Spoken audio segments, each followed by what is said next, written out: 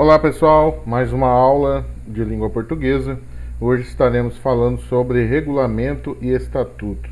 Na verdade, nós veremos esse assunto, claro, pelo viés da língua portuguesa, ou seja, vamos estudá-lo como gênero textual, certo? Então, a primeira coisa, vamos ver o regulamento. O que é regulamento? Regulamento é um conjunto de normas e orientações que tem como objetivo organizar uma atividade. Então, quando você vai estabelecer essa atividade, você vai colocar ali algumas normas e orientações, tá? E isso é que estabelece aquilo, um regulamento, tá certo? Existem regulamentos destinados a todo tipo de área. Dentro do campo esportivo, que é o mais conhecido, né? Relacionados a uma disciplina escolar, claro, toda escola tem o seu regulamento. No trânsito também tem o seu regulamento, ou em relação a qualquer atividade parlamentar de uma nação. Até mesmo o Congresso Nacional, o Senado e outros lugares ligados à política, eles têm também os seus regulamentos, ele tem as suas regras estabelecidas, né, suas normas e orientações ali que são colocadas, e eles têm que seguir. E então isso é um regulamento que nós vamos chamar aqui. Em termos mais simples, podemos afirmar que um regulamento estabelece o que se pode fazer ou não dentro de uma atividade qualquer. Então, como o próprio nome diz, ele regula, ele vai fazer essa regulação. Então ele vai se colocar ali falando, olha, isso aqui pode, isso aqui não pode, tá certo? Então o regulamento ele serve para estabelecer aquele acordo que é feito antes, estabelecendo essas regras, essas normas e orientações dentro dessa atividade. Características do regulamento. Características dele, nós podemos dizer que o texto recorre a um registro de língua corrente, então ele está sempre dentro da língua em que se estabelece. Então, se é um país tal, ele vai recorrer àquela língua. Agora, esse regulamento às vezes pode correr fronteiras. Então, por exemplo, se você pegar um campeonato de futebol, vamos pegar aqui, por exemplo, e ele pega vários times de vários países, então ele vai ter que estabelecer uma língua corrente. Qual é a língua corrente? Ele vai escolher geralmente o inglês, que é mais conhecido mundialmente, mas ele vai precisar de uma língua corrente que todos ali tenham contato, que todos conheçam. Se ele colocar uma língua estranha a quem quer que seja, esse regulamento pode estar comprometido, certo? E a língua denotativa, ele não pode dar margem. Denotativo, você sabe que é o sentido comum das palavras. Então ele não pode dar margem para interpretações absurdas, fora do que está acostumado. Então ele vai ter que usar palavras estritamente dentro do sentido conotativo, ou seja, do sentido comum, sentido literal, para que seja facilmente entendido por todos, sem originar ambiguidades, que é dois sentidos, né, ou dúvidas. Então nós já falamos sobre isso. Privilegia predominantemente, quer dizer, não só, mas na sua grande maioria, a utilização de verbos nos modos indicativos, que é a ordem, né, ou pedido, você lembra disso? O conjuntivo, que nós chamamos de presente e futuro, porque ao mesmo tempo que ele trabalha com o tempo presente, aquilo ainda não aconteceu, mas acontecerá, certo? Por isso que nós chamamos de conjuntivo. E também ele usa o infinitivo, que são aqueles verbos, você sabe, terminados em R. Perder, ganhar, pensar e por aí vai. Ele usa a terceira pessoa, ele ou ela, ou eles ou elas, né? Predominam as frases do tipo declarativo, então ele nunca vai usar, ele nunca vai usar frases, ele predomina, quando ele fala predomina, na sua grande maioria, então ele vai estar sempre declarando algo. Então como são regras, ele precisa declarar. Então ele não vai se valer muito de frases interrogativas, por exemplo, porque ele não pode dar margem para dúvidas. Também ele não vai se valer de frases que usem emoção, né? E aí pode ser chamado de frases exclamativas. Ele tem que ser algo totalmente denotativo mesmo. Então ele vai estar sempre declarando algo, por isso as frases do tipo declarativo. Verifica-se a presença de substantivos abstratos relativos a atitudes e comportamentos. Então ele sempre vai trabalhar com aquilo que precisa ser feito por alguém para que se perceba aquilo, e isso é o chamado substantivo abstrato. Então ele vai se recorrer sempre a isso. Então aquele comportamento ele vai colocado, mas aquele comportamento só vai ser percebido quando alguém praticá-lo. Então quando ele fala ali, exige o respeito de todos, por exemplo. Então quando ele coloca isso, isso é abstrato. Você só vai perceber o respeito daquilo quando as pessoas estiverem praticando aquele regulamento, e óbvio, ao praticar o respeito, todos vão perceber o que é o respeito. Então por isso ele vai usar muito, vai se valer muito de substantivos abstratos. A adjetivação é escassa, então ele usa poucos adjetivos, né? Os regulamentos gerais contêm títulos e subtítulos para separar cada núcleo informativo. Nós vamos ver daqui a pouco o exemplo.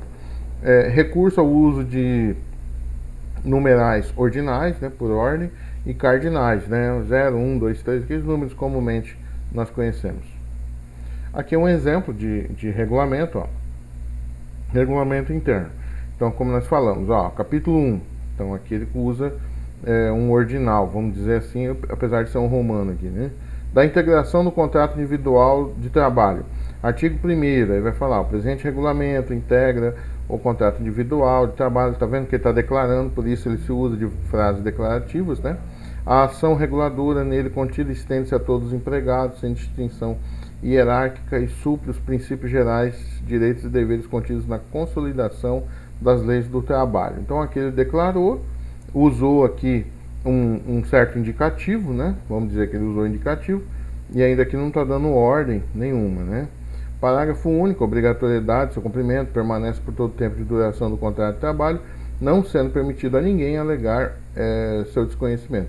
Veja, ele vai usar aqui, ó, o alegar, que é um infinitivo, né, conforme nós falamos que ele usa, e ao mesmo tempo ele estabelece, como nós falamos, chamadas normas e obrigações ali que são estabelecidas para quem participa do regulamento, ou se quer participar do regulamento, né?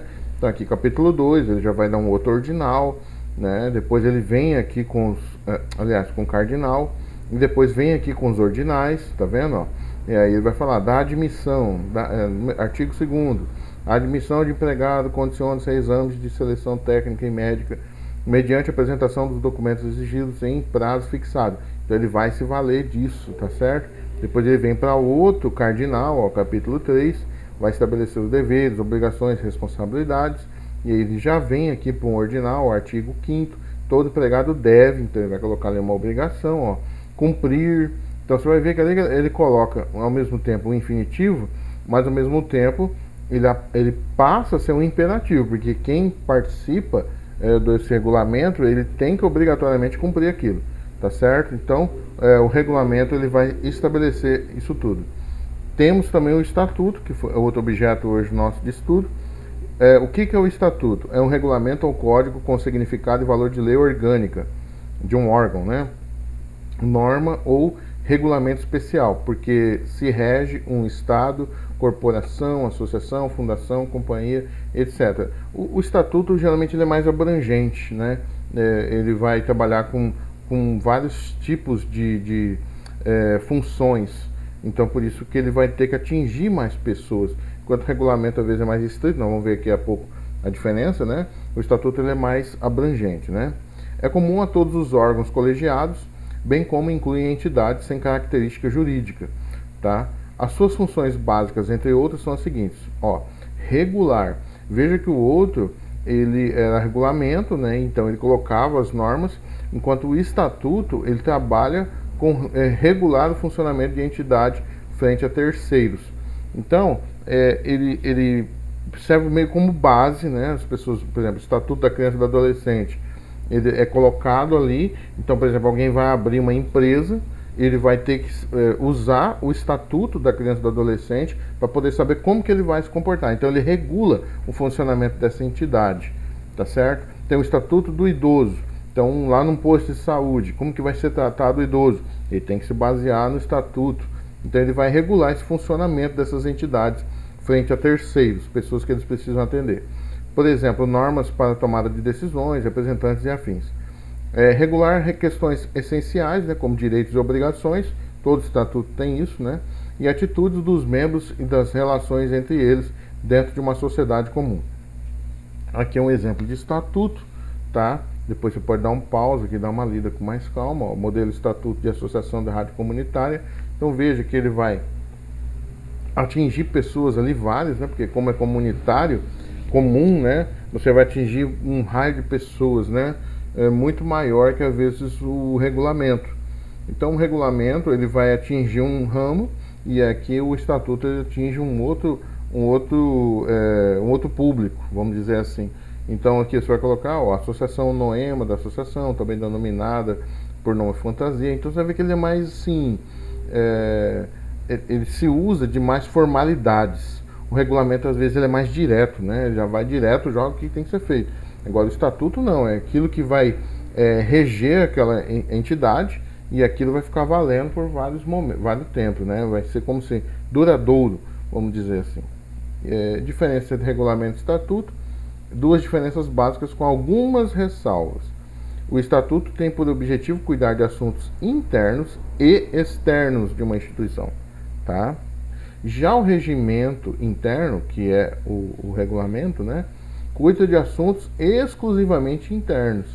Então, se você pegar um regulamento de uma escola, ele é estritamente para a escola. Então, por isso que ele é chamado de regulamento. Quando você tem algo que ele é usado tanto interno quanto externo, por exemplo, o Estatuto da Criança e do Adolescente, ele usa-se dentro das escolas, mas ele também é usado fora das escolas, na rua, é usado dentro das casas. Então, ele atinge níveis externos. Então, por isso que ele é chamado de estatuto. Então, ele vai ter essa maior abrangência, enquanto o regulamento ele é mais fechado. Outra definição é que o estatuto determina o que deve ser feito e como deve ser feito. E o regimento interno, que vamos dizer o regulamento, né, determina apenas como deve ser feito no que tange assuntos internos com maior especificidade. Então, enquanto o regimento interno fica fechado no como fazer, como deve ser feito, o estatuto ele rompe. Ele vai falar sobre como deve ser feito, então ele contém dentro dele um regulamento, mas ele também vai falar o que deve ser feito.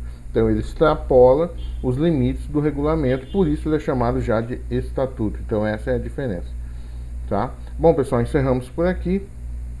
Espero que possa ter te ajudado. Fique com Deus, até a próxima.